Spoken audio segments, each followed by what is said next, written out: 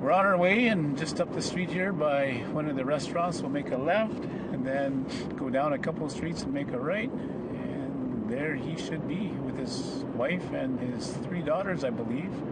With 1,700 kilometers behind him, Rodney Howe's 50-year journey is coming to an end. Howe has come to London, Ontario from his home in Dryden to meet his younger brother, Andrew Dockstader. Dockstader is the 10th and final sibling of Howe's, who were all adopted out to families across Canada and the United States in the 1960s.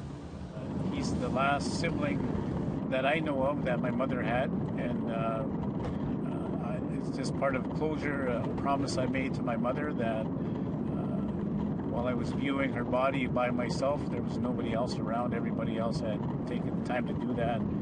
But I made a promise to my mother that I would continue to search for her long-lost son. It's a connection that was made possible by Belinda Howe and a healthy dose of luck. Howe met with Dockstader's wife earlier this year, who casually mentioned that her husband had been adopted. I said, what was his birth name? And his birth name, last name was Simard, and one of my longtime best friends is Christine Simard, who I am, still friends with on Facebook, and she lives in Thunder Bay. And so I reached out to her, and sure enough, Andrew is her cousin, who was the last sibling, I believe, out of this family of 9. Howe, who is also a survivor of the 60s scoop, says it was spirit that brought them together, and it's a blessing to have helped the brothers to unite. It's huge because I know that feeling. I know what it's like to be Andrew. That was me at one point. I had, it's hard.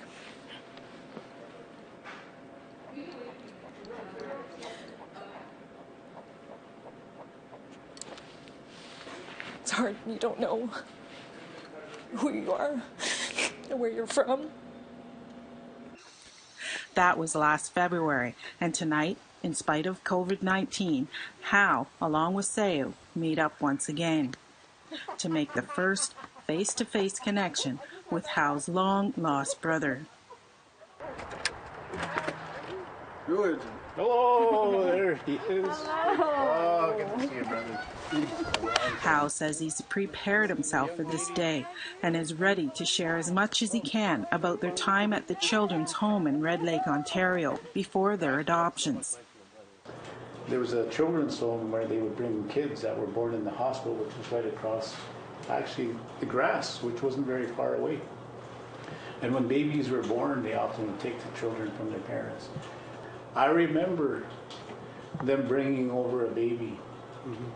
And it was either you or David, but I know David stayed in the children's home, or brother David. But they brought over this baby, and it must have been you. And obviously they invited our other siblings within the room where you were brought to. They basically all gave you a kiss, and then all of a sudden, within 2 weeks, you were gone. Dockstader says he's been anxious to actually see his brother. He says tonight's meeting sets out a new path forward. Sort of like winning the lottery, but it's only like with the family. Because now they got the extended family and everybody's still alive, and so we don't have to, worry anymore.